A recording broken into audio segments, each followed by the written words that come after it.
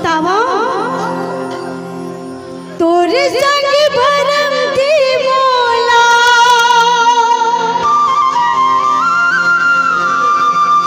तोरे संग भरम थी बोला पारा बस्ती गावा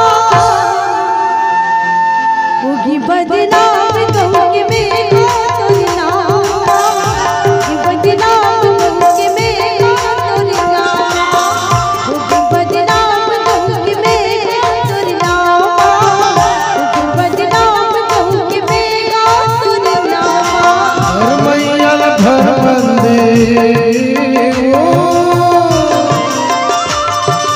भर मैया भरबंदे झंझा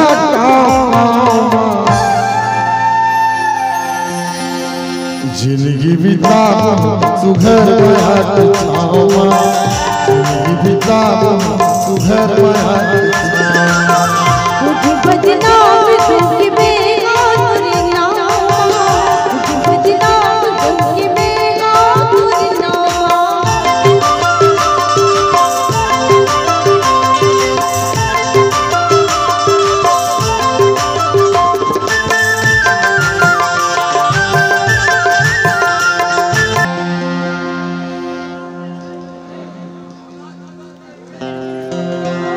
ये मेकअप रूम के किनारे में क्यों भीड़ है? यहाँ भीड़ क्यों है? यहाँ भीड़ क्यों है भाई? नहीं आयोजन समिति है तो इसका क्या मतलब है? आने जाने के रास्ते खड़ा होने का क्या मतलब? नहीं नहीं नहीं आप समझिए बात। चलिए किनारे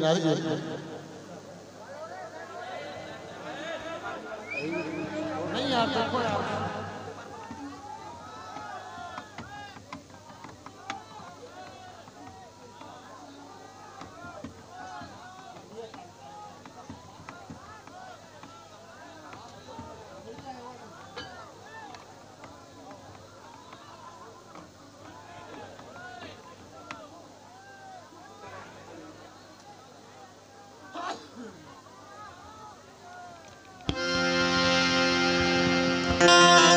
जिंदगी बिता सुघर माट छावा जिंदगी बिता सुघर माट छावा होगी बदनाम कहूँगी मेरा तोरे नाम होगी बदनाम कहूँगी मेरा तोरे नाम जिंदगी बिता सुघर माट छावा जिंदगी बिता सुघर माट छावा